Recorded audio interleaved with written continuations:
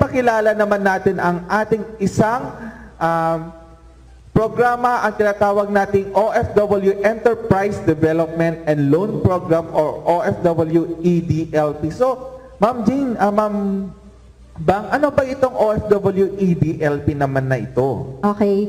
Yung EDLP or yung Enterprise Development and Loan Program ng OWA is formerly known as OFW Reintegration Program o ORP, or ngayon is OFW EDLP, is an Enterprise Development Intervention and Loan Facility of OWA and in partnership with the Land Bank of the Philippines and the Development Bank of the Philippines, which is intended to support enterprise development among OFWs and their families. Okay. So, Ma'am Bang, ano mga requirements naman dito sa ating OFW EDLP? Sa lahat po ng ating mga OFW na gustong mag-avail ng ating EDLP loan, dapat po magkakaroon po kayo ng sumali kayo sa ating EDP. Anyway, ito naman po ay online. Zoom meeting naman po ito. Zoom training po ito, kaya hindi masyadong hirap. Ang isang patakaran po ng Land Bank para kayo ay kanilang asikasuhin, ang isang OFW na gustong makapag-avail nitong ating loan, dapat within 3 years upon arrival dito sa Pilipinas, dapat mag-apply na po kayo. Dahil kapag more than 3 years na po kayo dito sa Pilipinas, ibang requirement na naman po yon. So yung pwedeng ma-avail ng ating mga OFW ay ranging from 100,000 to 2 million pesos kung kayo ay individual borrower. Yes. Mama, gusto na ako idagdag dun sa who are qualified. Pwede dito yung mga active or non-active or yung currently na nagtatrabaho pa abroad. So if in case man na si OFW ay nasa abroad pa, pwede po yung nandito na representative niya sa Pilipinas. If in case si OFW ay single, so ang legal representative niya or beneficiary will be his or her parents or single na sibling. And kapag si OFW naman ay married, so ang legal spouse niya ang kanyang representative.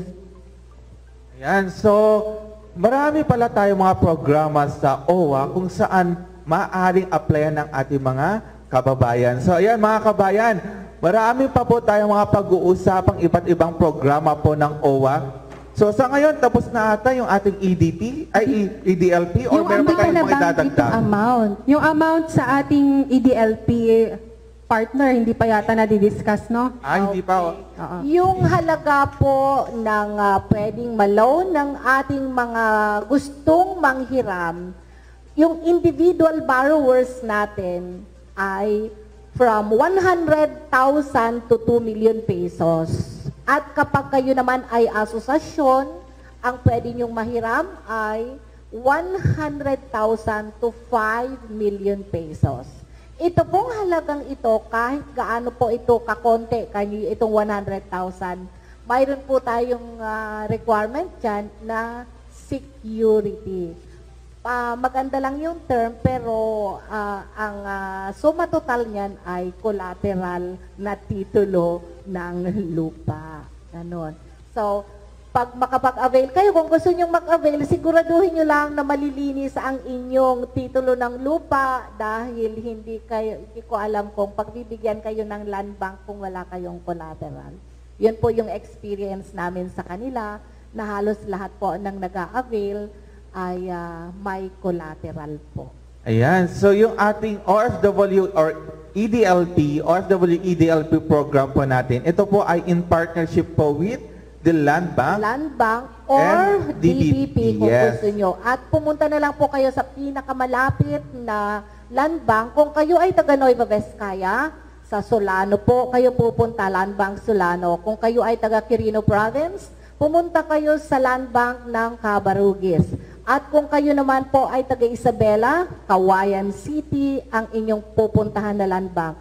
At kung kayo naman po ay taga Cagayan, dito na lang po yan sa Tuguegarao City, San Gabriel. At ang interest po nito, itong sinasabi nating loan na ito, ay 7.5% lang po sa isang taon. Meaning, wala pang 1% sa isang buwan.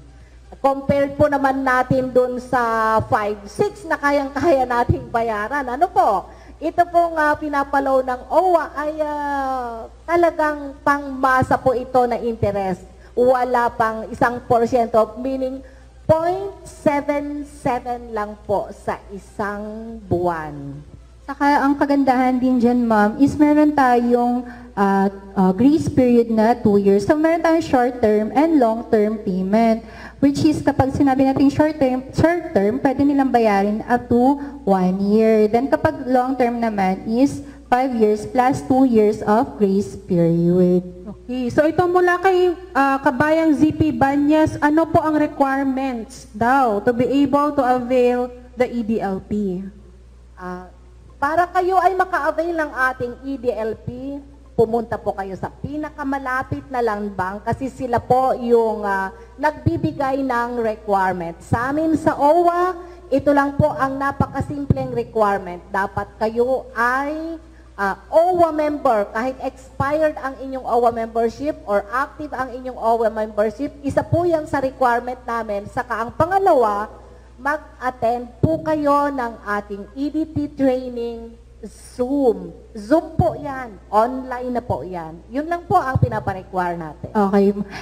Isa sa mga requirements na lang sabihin ko na lang is yung manggagaling katulad na sinabi ni ma'am, kailangan nyo mag-attend ng aming seminar na kung saan yun nga yung EDLP para makakuha kayo ng certificate or bona fide na kayo ay OWA member at kayo ay nag-attend ng training natin na isa sa mga requirements ng Land Bank. And the rest po kasi is manggagaling na sa ating partner agencies yung kanilang mga requirements. At depende din kasi yan, Ma'am Jean, sa kanilang business. So, ayan. So, lagi po natin tatandaan, ang EDLP po ay in partnership po yan with the Land Bank and DBP. At ito po ay loan. Iganon lang po natin, no? Loan po ito, babayaran po itong EDLP, hindi Yes. po ito libre. Unlike doon sa Balik Pinas, Balik Hanap Buhay, which is grant na. Yes, na libre po yun na hindi na po natin babayaran yung ating Balik Pinas, Balik Hanap Buhay. So, ayan, napakaraming nagtatanong dito sa ating mga comment sections, ano? So, Ma'am Carl, maaari ba tayong magbasa ng ating mga komento? Eto ma'am, sunod-sunod yung tanong nila.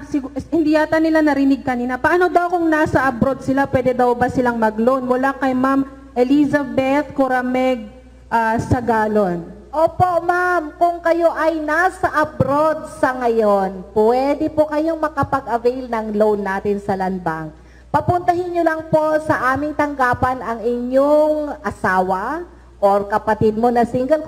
Kung ikaw ay single pa, yung magulang mo or kapatid mo rin na single, makisangguni sa amin dito sa opisina at ibibigay namin ang mga requirements or mga patakaran para kayo po ay maka-avail ng loan. Yes, ma'am. Ma'am, nakalimutan ata natin sabihin yung regarding sa mga, ano ba yung mga business na pwede nilang pasukin? Ay, oo nga po, ang experience namin po sa Land Bank, sa tinagal-tagal na ng aming collaboration sa Land Bank, yung bawal na lang po ang sasabihin namin kasi halos lahat naman ng business pwede sa kanila. Bawal sa kanila ang yung disco, yung bar, bawal yon. Bawal sa kanila yung lending, yung magpapautang ka. Mangutang ka sa kanila nang ipapautang mo, hindi pwede yon. Tapos, yung transportation, hindi lang masyadong kinukuha na business, kung ano man ang kanilang dahilan, sila lang po ang nakakaalam nun. So, yung ganyang kategorya, yung lending, nightlife, yung definitely yung pasugalan, saka yung transportation, ay medyo hindi nila masyadong kinikater para kayo ay pahiramin. And all kinds of businesses, aside from the, yung hindi pwede, pwede po kayo